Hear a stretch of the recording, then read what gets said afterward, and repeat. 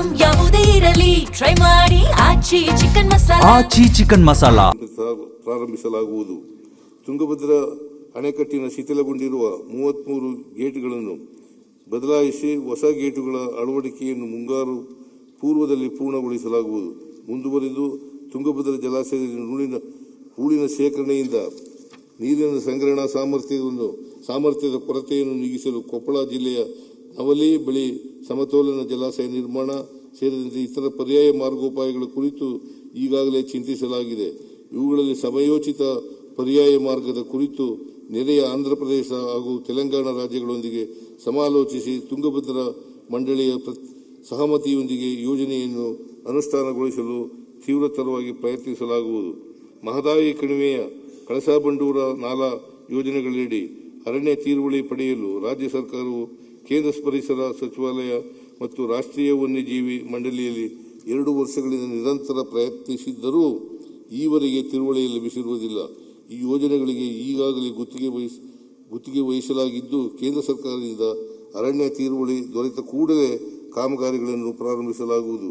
ಈ ವಿಳಂಬದಿಂದ ರಾಜ್ಯ ಸರ್ಕಾರ ಹೊರೆ ಹೆಚ್ಚಾಗುತ್ತಿದೆ. ಚಾಮರಾಜನಗರದ ಹನೂರು ತಾಲೂಕಿನಲ್ಲಿ ಅಂತರ್ಜಲ ಹೆಚ್ಚಿಸಿ ಕುಡಿಯುವ ನೀರು ಹಾಗೂ 12,000 ಎಕರೆ ಬಾಧಿತ ಅಚ್ಚುಕಟ್ಟು ಪ್ರದೇಶಕ್ಕೆ ನೀರಾವರಿ ಒದಗಿಸಲು ಉಡುತೊರೆ ಹಳ್ಳ ಯೋಜನೆಯನ್ನು 409 ಕೋಟಿ ರು ಮೊತ್ತದಲ್ಲಿ ಕೈಗೆತ್ತಿಕೊಳ್ಳಲಾಗುವುದು. ವಿಜಯಪುರ ಜಿಲ್ಲೆಯ ಬಾಬಾನಗರದಲ್ಲಿ 0.67 ಟಿಎಂಸಿ ಸಾಮರ್ಥ್ಯದ ಸಂಗ್ರಹಣಾ ಜಲಾಶಯವನ್ನು ತುಬಚಿ ಬಬಲೇಶ್ವರ ಏತ ನೀರಾವರಿ ಯೋಜನೆಯಡಿ ನಿರ್ಮಿಸಲು ತಾತ್ವಿಕ ಅನುಮೋದನೆ ನೀಡಲಾಗುವುದು. ಜಲಸಂಪನ್ಮೂಲ ಇಲಾಖೆ ವ್ಯಾಪ್ತಿಯ 4 ನಿಗಮಗಳಡಿ ಪೂರ್ಣಗೊಳ್ಳುವ ಹಂತದಲ್ಲಿ 12 ನೀರಾವರಿ ಯೋಜನೆಗಳು, 22 ಕೆರೆ ತುಂಬುವ ಯೋಜನೆಗಳು ಮತ್ತು 3 ಆಧುನೀಕರಣ ಯೋಜನೆಗಳನ್ನು ಆದ್ಯತೆ ಮೇರೆಗೆ ಪೂರ್ಣಗೊಳಿಸಿ 1.16 ಲಕ್ಷ ಅಚ್ಚುಕಟ್ಟು ಪ್ರದೇಶಕ್ಕೆ ನೀರಾವರಿ ಸೌಲಭ್ಯ ಕಲ್ಪಿಸಲಾಗುವುದು. ಯೋಜನೆಗಳ ಪಟ್ಟಿಯನ್ನು ಅನುಬಂಧ 1ರಲ್ಲಿ ಲಗತ್ತಿಸಿದೆ. ಕೃಷ್ಣಾ, ಕಾವೇರಿ, ಗೋದಾವರಿ ಕಣಿವೆಗಳಲ್ಲಿ ಒಟ್ಟಾರೆ 8,045 ಕೋಟಿ ರು ಮೊತ್ತದ 75 ನೀರಾವರಿ ಯೋಜನೆ ಕಾಮಗಾರಿಗಳನ್ನು ಅನುಷ್ಠಾನಗೊಳಿಸಲಾಗುವುದು. ಯೋಜನೆಗಳ ಪಟ್ಟಿಯನ್ನು ಅನುಬಂಧ 2ರಲ್ಲಿ ಲಗತ್ತಿಸಿದೆ. ರಾಜ್ಯದ ತುಂಗಭದ್ರಾ ಎಡದಂಡೆ ಶಾಖಾ ಕಾಲುವೆಯಡಿ ಬರುವ 4,745 ಹೆಕ್ಟೇರ್ ಅಚ್ಚುಕಟ್ಟು ಪ್ರದೇಶದಲ್ಲಿನ ನೀರಿನ ಬಳಕೆಯ ದಕ್ಷತೆಯನ್ನು ಹೆಚ್ಚಿಸುವ ಉದ್ದೇಶದಿಂದ ಪ್ರೆಷರೈಸ್ಡ್ ಪೈಪ್ಡ್ ನೆಟ್ವರ್ಕ್ ಪದ್ಧತಿಯನ್ನು ಅಳವಡಿಸಿ ನೀರಾವರಿ ವ್ಯವಸ್ಥೆಯನ್ನು ಆಧುನೀಕರಿಸಲಾಗುವುದು. ಸಣ್ಣ ನೀರಾವರಿ ಹೆಬ್ಬಾಳ, ನಾಗವಾರ ಕಣಿವೆಯ 3ನೇ ಹಂತದಲ್ಲಿ ಶಿಡ್ಲಘಟ್ಟದ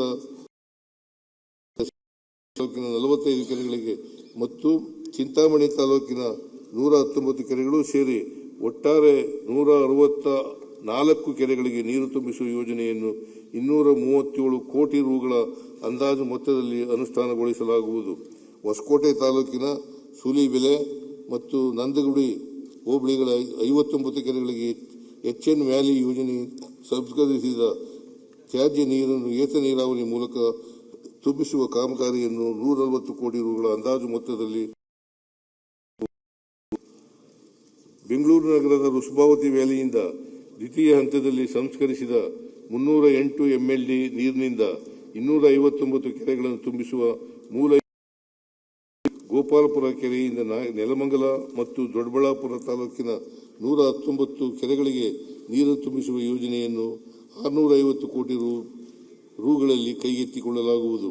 2025-26ನೇ ಸಾಲಿನಲ್ಲಿ ರಾಜ್ಯದ ಎಲ್ಲಾ ಜಿಲ್ಲೆಗಳಲ್ಲಿ ಏತ ನೀರಾವರಿ, ಚೆಕ್ ಡ್ಯಾಂ, ಕೆರೆಗಳ ಪುನಶ್ಚೇತನ ಅಭಿವೃದ್ಧಿ ಮುಂತಾದ 112 ಕಾಮಗಾರಿಗಳನ್ನು 1,793 ಕೋಟಿ ರು ವೆಚ್ಚದಲ್ಲಿ ಅನುಷ್ಠಾನಗೊಳಿಸಲು ಅನುಮೋದಿಸಿದೆ. ಅನುಬಂಧ 3 ರಾಜ್ಯಾದ್ಯಂತ ಸಣ್ಣ ನೀರಾವರಿ ಇಲಾಖೆಯ ಅಧೀನದಲ್ಲಿರುವ ಕೆರೆಗಳನ್ನು ಅಭಿವೃದ್ಧಿಪಡಿಸಿ ಸಂರಕ್ಷಿಸಲು